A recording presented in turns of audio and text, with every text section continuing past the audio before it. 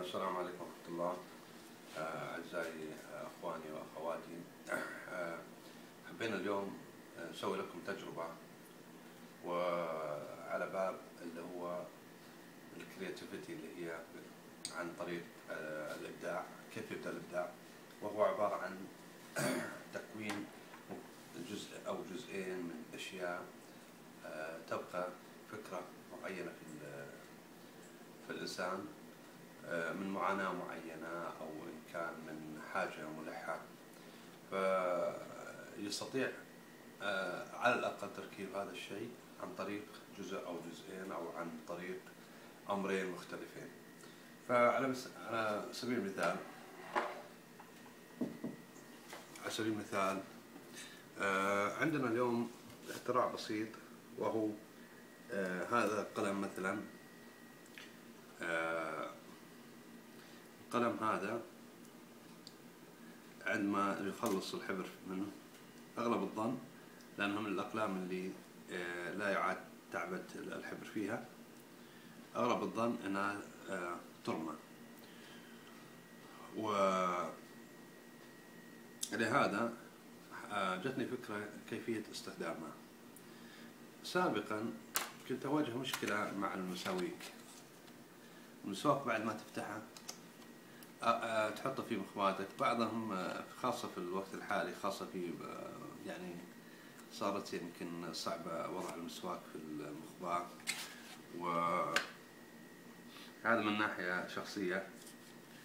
الناحية الأخرى وهي أن المسواك بعد ما يفتح يضع في المخبأ، أحيانا تضع في الجاكيت، تضع في أو إنك تضيعه، أو إنه مع الزمن يعني 3 أيام وبعدين ينشف ويصبح قاسي جدا. فكانت دائما تراودني فكرة كيفية وضع المسواك بنفس الصيغة هذه، لأن الآن هو محفوظ من الهواء الخارجي وكذا، ولكن بعد ما تفتحه من هنا تبدأ مشكلتك إنه كيف تحافظ عليه لين وفي المادة اللي هي مادة السواك. فجت الفكرة هذه مع فكرة الأقلام اللي احنا عادة نرميها. فهذا مسواك وهذا قلم، فجتني فكرة ليش ما أقطع القلم، وضع المسواك داخل القلم. طبعا هذا استخدام 3 شهور تقريبا. قلم قمت بقصه بالمقص كما ترون، هذه ركزي قصناه وهو جاهز صراحة جالس للمعلومية، ونظفنا اللي داخله. طبعا في خلال 3 شهور، طبعا السواك يعني يفضل القول أن السواك أو المسواك لابد أن يكون بحجم أو بنفس سماكة، يعني تقريبا عشان نقدر ندخل المسواك. هذا المسواك ما أعتقد أنه يصلح لهذا القلم، لكن الهدف هو أن نحتفظ فيه. لو تلاحظون المسواك لا زال لين، هذا تقريبا من 2 شهرين، وبنفس الرائحة وبنفس النكهة، تقريبا نفس المسواك هذا اللي الآن ما فتح. لو تلاحظون نفس الشيء، نفس المادة. يوضع في المحتوى القلم. طبعا القلم أنا حقيقة لا أفضل هذا النوع شوي، لكن أفضل هذا لأن هذا في تهوية.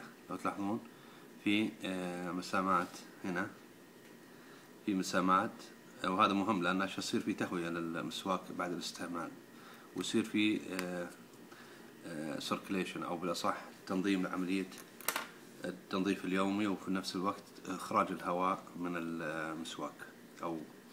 فهذا القلم نوعية جيدة. هذا تقريبا كل ما كنت أتمنى. طبعا القلم هذا في المستقبل طبعا الآن ما نقدر نستخدم إلا يمكن المسواك، لكن فينا ممكن القلم هذا أيضا يستخدم في اللي عنده مثلا بعض العلاجات الصباحية، بدل ما يضعها في منديل أو هذا وفي مخباته، ممكن برضه يستخدمه. لكن هذا يعني يمكن الكبسولات الصغيرة أو شيء، لكن عامة في المستقبل أتوقع أمل من اللي يرانا الآن أن يجد فرصة لتحويل هذا الابتكار، أو حتى يعني ممكن يبقى القلم كما هو، يعني يوضع مثلا جزء من القلم بالشكل هذا ويبقى المحتوى هذا فاضي. على كل هذا الآن هو استخدام وبسهولة كما ترون، يعني هو قلم يضع في الجسم. آمل أن يكون هذا المقطع أفادكم، وشكرا لكم، مع السلامة.